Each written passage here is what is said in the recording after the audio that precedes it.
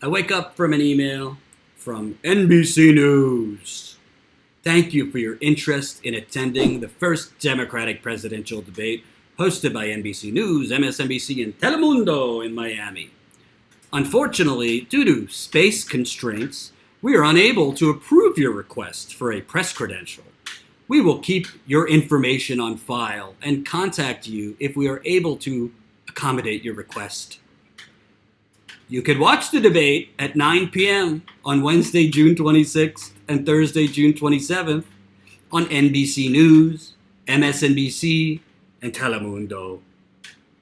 For questions, please contact NBC Miami Debate 2020. So, tell you the truth, I was not surprised by this. I was kind of expecting it because, number one, this is a good thing. Thank you, Hank. $5 in the super chat. If Hillary was president, we'd be at war with Syria and probably Iran too. You're probably right. That's why I didn't vote for her. So, I covered, I think 4 or 5, maybe, 5 or 6 debates in 2016. Got into each one of them. I was with the Young Turks at the time. So, it was the last debate I covered, the third presidential debate, where, I was fortunate. I had access because I had a credential. So I got in there and I was able to, I thought, very respectfully but aggressively confront then DNC chair Donna Brazile, who was, frankly, regurgitating lies to me on a loop. And boy, did that go viral. I really didn't expect it. I thought it would do well, but I didn't think it was going to get, I think it's got 500,000 views on YouTube. I think it also got over 1 million views on Facebook. So let's just say the DNC, I permanently lost my Christmas party invitation from the DNC after that. And that's okay, because I'm Jewish. And secondly, I would never go to a DNC Christmas party. So, when you're applying for credentials give you a little pass to put around your neck. It gives you entry into the debate. It gives you entry into the press room. And it gives you the ability before the debate and, more importantly, after the debate, to be in what they call the spin room. And the spin room is where campaign officials, campaign managers, communications people, whatever, Tom Perez, DNC leaders, all that, they go to lie to the press.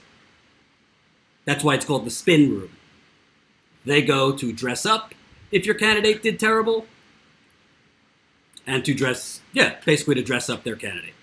So I'm thinking, wait a minute here, because I remember seeing at all the debates I covered in 2016, I remember seeing outlets that had less audience than Status Coup does right now. We're 14 months old, and we're about to hit 44,000 subscribers, thanks to you.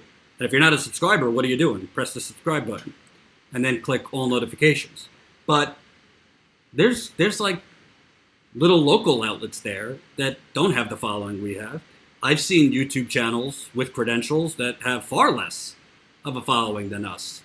So what exactly is the basis on approving or denying credentials? I'm pretty sure they have space for myself and my cameraman, Ty Bayless. Pretty sure they have space for 2 more. So I emailed that NBC email, which I'll give you right here. And I encouraged viewers to do the same. And I encourage you to do the same too. And I've already seen emails from viewers basically being like, WTF, NBC. And I said to them, this doesn't make sense to me, because I know you don't. I know you got space for us. And we have a pretty decent following. 44,000 subscribers ain't nothing. And we're a progressive media outlet. Doesn't the Democratic Party say that they're progressive? So then I emailed the DNC. And I said to the DNC, hey, what's the deal here? Does this have anything to do with maybe we have reported critically on the DNC hiring as its finance director a major Hillary Clinton and Debbie Wasserman Schultz donor who just a few months ago was tweeting out nasty things about Bernie Sanders, who is now the finance director of the DNC? Could that maybe have anything to do with it?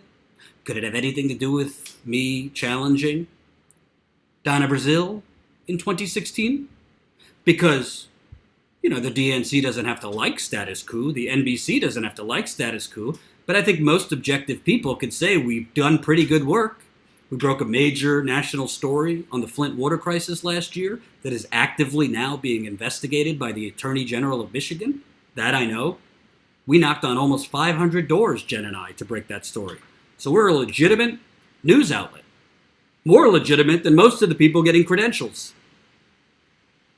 I will tell you, they might be blowing smoke up my behind, but the DNC did get back to me pretty quickly, actually. They said, I understand your frustration, and they would personally ask NBC to make an exception for us. Now, I could just, to all 200 of you watching, bash the DNC, but I said to the DNC guy who emailed me, I said, I appreciate that. And if you reach out to NBC, and if you get them to reverse this decision, then I will personally go on live, and I will credit the DNC for doing the right thing. Then I'm going to go in, and I'm going to challenge Joe Biden's campaign, and I'm going to challenge For the People Kamala Harris's campaign, and I'm going to challenge Mayor Pete's campaign, and I'm going to challenge Elizabeth Warren on Medicare for All. Because that's called journalism. I'm not there to be like, well, how'd you think your candidate did in the debate, Jim? But the DNC says they're going to reach out to NBC. I'm, not going to hold my breath. But I'll let it play out for now. See if they actually do. Because I know for a fact there's space in that building in Miami. And I would really appreciate it, folks. I just put the email in the live chat. Give them an email. Tell them why Status Coup should be in that building. Tell them why we are actual, independent, progressive journalism that belongs at the first presidential debate. And if you want to call them, here's some of their numbers. Because make no mistake about it, if they do not reverse this decision, that is the beginning of the corporate media shielding the establishment candidates. Because I promise you, Jim Acosta is not going to challenge Joe Biden's campaign people at the debate. I promise you. Jeff Zeleny is not going to challenge anybody. I promise you. Nobody at NBC, none of their reporters are challenging anybody. So then we're left with a decision. This is an expensive trip. I'm not going to lie to you. Ty's flight alone was $600 when you add in the equipment costs, because they charge us for every bag we bring on the plane. He's got a lot of equipment to bring. My flight was around $300. Then you got Airbnb. Then you got to rent a car real quick without even blinking. These trips could cost you $1,500 to $2,000. And this is only for 2 days. So we got traveler's protection in the event we wanted to cancel it, because if we can't get into the debates, yes, there's going to be voters outside, and that's a big part of what we do, so we can go down there, we can interview voters. But the main reason I was going down there is I want to be a journalist. I want to challenge power. I'll be fair. I'm not going to, be physically accosting anyone. But I think if Joe Biden and Kamala Harris and Mayor Pete and some of these more establishment candidates are going to say they're for the people and they're about bringing back American values and, I'm a Swiss sandwich, I'm a Swiss sandwich, Mayor Pete, then I think you should be asked about doing fundraisers with Wall Street, where you literally, Joe Biden told Wall Street 2 nights ago, if you elect me president, your standard of living will not change whatsoever. That is a literal quote. Or for the people, Kamala Harris, who's been doing fundraisers at the top of Citigroup's penthouse in New York. Or Mayor Pete, who one day is standing with Uber workers and the next day doing private fundraisers with Uber CEO. I'd like to ask Joe Biden's campaign about him referring to black people as the Negro, about him referring to black people as the black man. I'd like to ask Joe Biden's campaign about him in the 1970s saying, I don't think that a woman has the sole right to say what should happen to her body.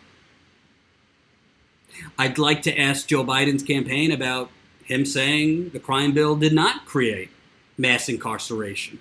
Well, I'd like to ask them, if it wasn't the crime bill, what was it? One of those bills that names post offices?